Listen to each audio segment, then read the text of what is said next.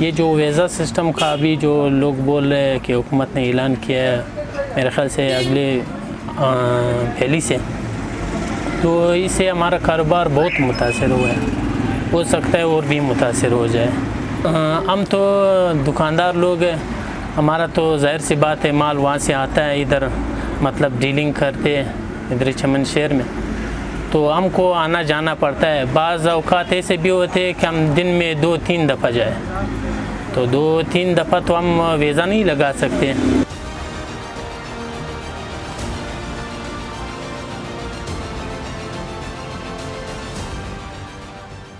हमारे गांव और हमारे तमाम तर रोज़मर्रा की जो ज़िंदगी है वो इस बॉर्डर से वाबस्ता है। यहाँ पे पासपोर्ट की जो शराइत हैं, यहाँ पे इस खिते के लोग के यहाँ के आवाम को बिल्कुल काबिल कबूल नहीं है। और यहाँ पे हमारे रोज़ाना के बुनियाद पे हज़ारों लोग, तकरीबन एक कम अंदाजे के मुताबिक 30 से 35 हज़ार लोग इस बॉर्डर पे जाते हैं। उनकी मार्केटें वहाँ पे, उनकी कारोबार वहाँ पे है।